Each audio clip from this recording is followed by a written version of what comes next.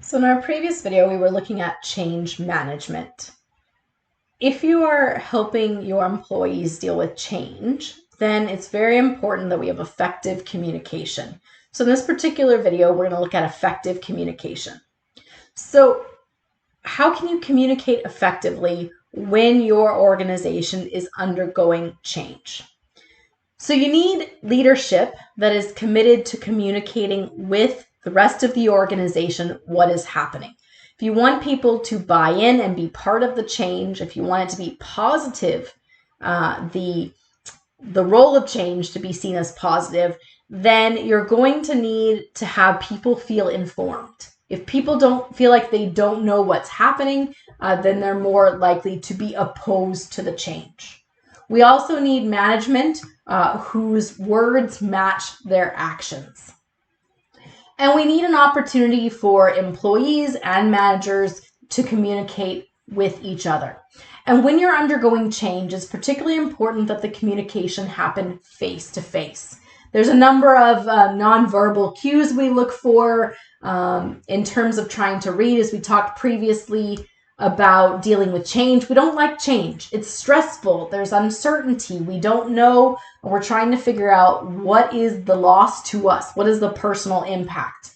And the sense of security, the sense of, in terms of making people feel better, soothing them, often that comes from more nonverbal cues. And so you get more of that out of a face-to-face communication than you do one that is electronic. So if we think about Twitter recently, just laid off half of its workforce. Well, how did they communicate that change to their workforce?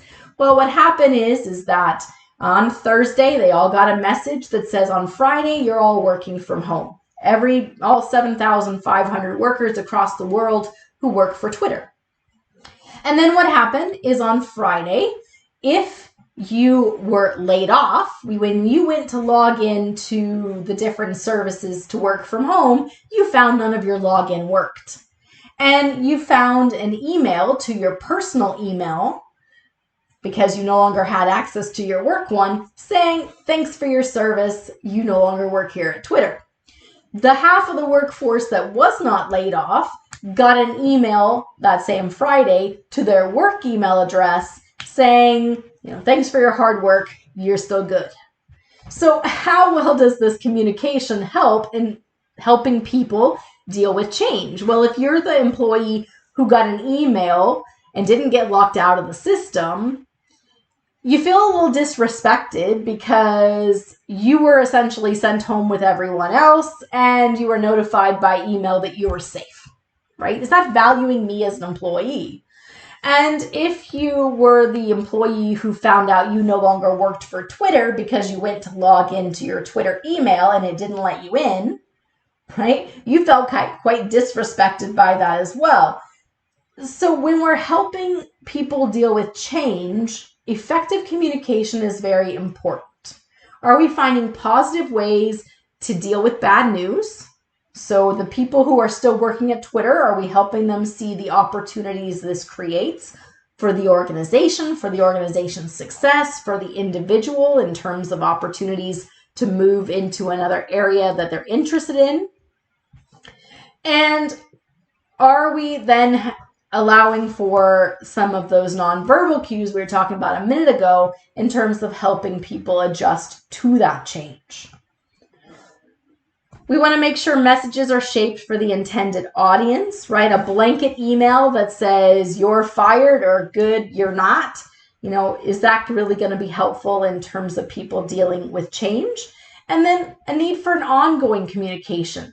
So we recognize that change management requires buy-in, requires people to unfreeze their current behaviors, implement the change, and then refreeze the behaviors we want to keep. And so that means that communication has to be ongoing. It's not just a one-time piece.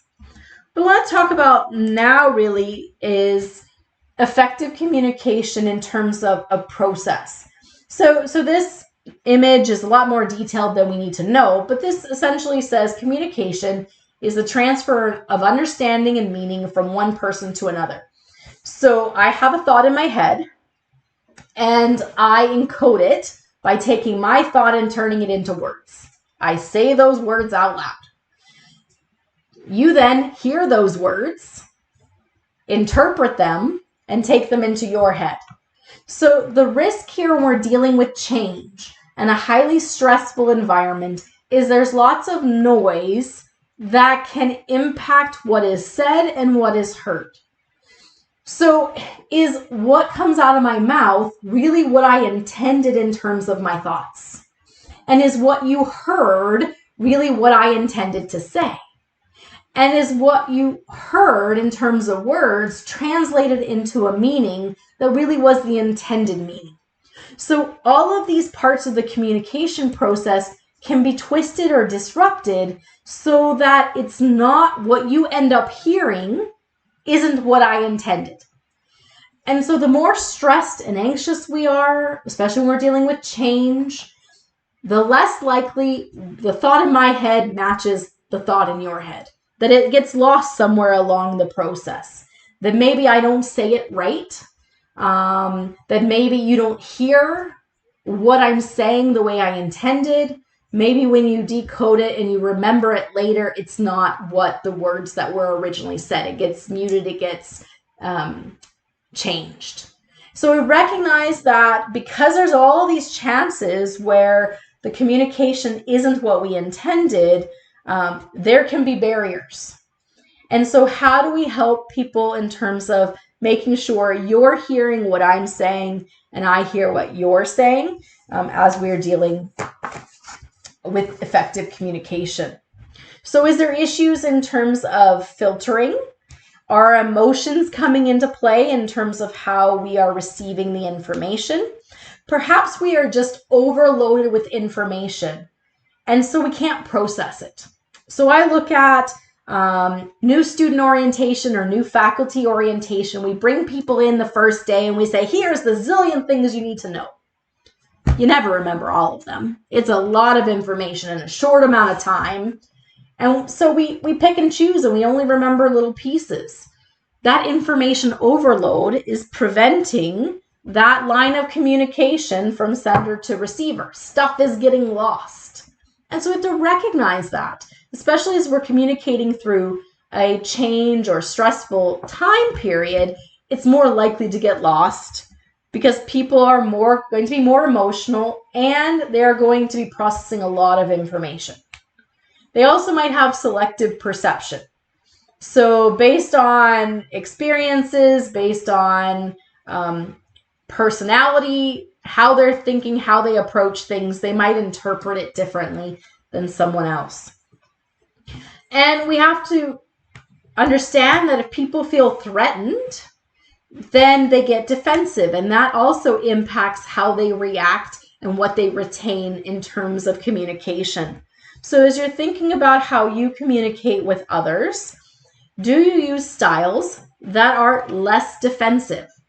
So if you are working with an employee and you are providing feedback, are you using styles that are more defensive, so more accusatory, more you need to do this, you are doing this? Or is it more non-defensive? So it's more about the work and not about the individual. It's more questioning in terms of helping them identify issues. Is there more empathy? Are you being more honest and open as opposed to talking down to an individual? So when we communicate with people, we want styles that are likely to result in the less defensive response, recognizing that if we use language and approaches that are less likely to get their back up, make them feel threatened, make them feel more defensive, then they're going to be more likely to hear. We're going to have that effective transmission of the communication. And so if we're helping people deal with change, we're restructuring, we're bringing in technology, we're bringing in people from other areas. They're all coming in to work with you.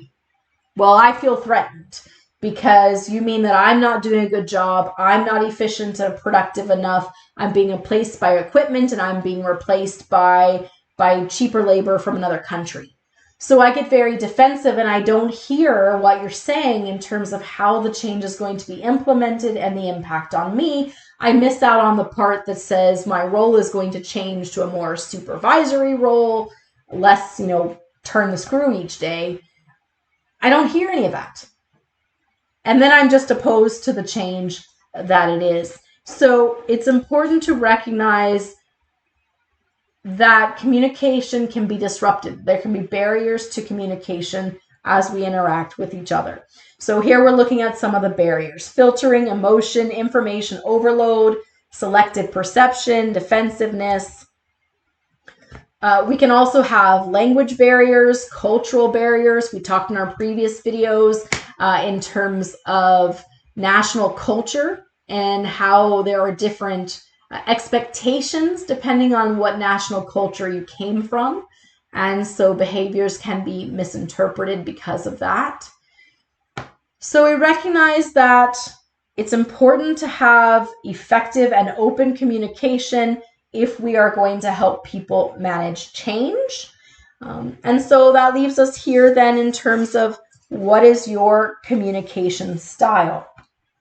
If you're following along in the Pearson-Revel surveys, this one gives us a couple scenarios to see what our preferred style of interpersonal communication is and some of the challenges that exist. So it classifies 4 types here. It has advising, deflecting, probing, and reflecting. So in most of our Pearson-Revel surveys, there's no one right answer in terms of what the best approach is. It's about understanding who you are and kind of alignment with the organizations you work with. In this particular survey, it does have a more recommended approach.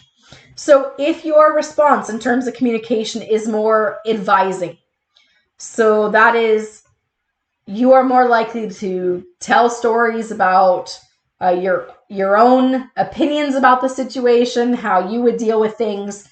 The risk, of course, in that advising communication is that they're giving their own opinions, their individuals are giving their own opinions, but they may not have all the information. So it may lead to poor advice or damaged relationships, right? You're the expert, you think you know everything, but you don't know me and my situation. So here it's suggesting that maybe advising communication isn't necessarily the best supportive communication. Then it looks at deflective communication. So perhaps you just don't like dealing with conflict. And so you tend to just kind of avoid those conversations. Here we're talking about, that procrastination, simply avoiding those communications. Maybe you just don't like talking and interacting with other people. You prefer to be alone. So you don't have those important conversations. That can be problematic. And then the third one it looks at is probing communications. So maybe you're the kind of person who asks lots of questions. And so if you're asking lots of questions, some level of questions in terms of making people feel heard and understanding their situation is good. But if all you do is ask questions, then the challenge, of course, is it feels like they're just being interrogated. And so that can not be the best communication method as well. So this survey says the best communication method, the most supportive, is a more reflective communication method, where you are restating the main points of the other person's concern. They feel that they are being heard and empathized with. So see how you do on this survey is reflecting your highest in terms of supportive communication. Well, we talked about all the barriers that come from communicating. We talked about some of the challenges that exist, right, in terms of how our communications are being perceived. Too much advising, too much deflecting, too much probing. So how can we overcome these communication barriers? Well, we want to recognize that people's emotions are high, and that we want to communicate when we are not highly emotional. We want to recognize that there's an importance in terms of nonverbal cues, the importance of some of that face-to-face. Simple language so that we can deal with communication barriers for things like language. We want to reflect, as we just looked at, in terms of our communication. So we want to make sure we restate the points of other people's concern so that we are clearly understanding what is being heard. And then the last one we want to look at here is listening actively.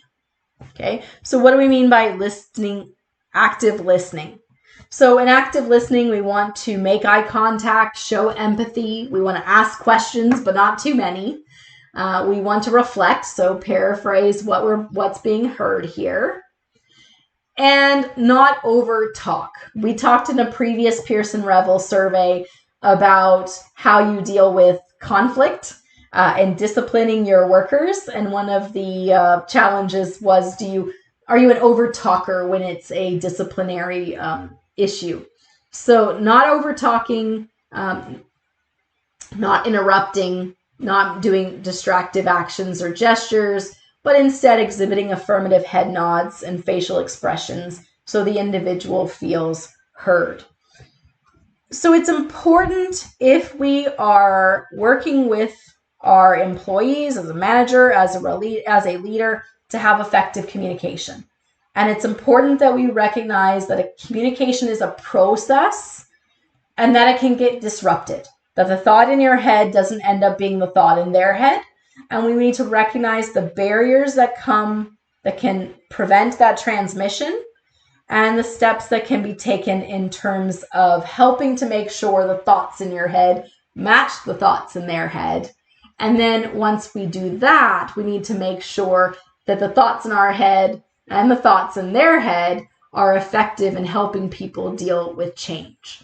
So we need to be committed to that communication, make sure there's a sufficient amount of open communication, that we are positive in the ways that we help people deal with bad news, and that we are supportive through that change process.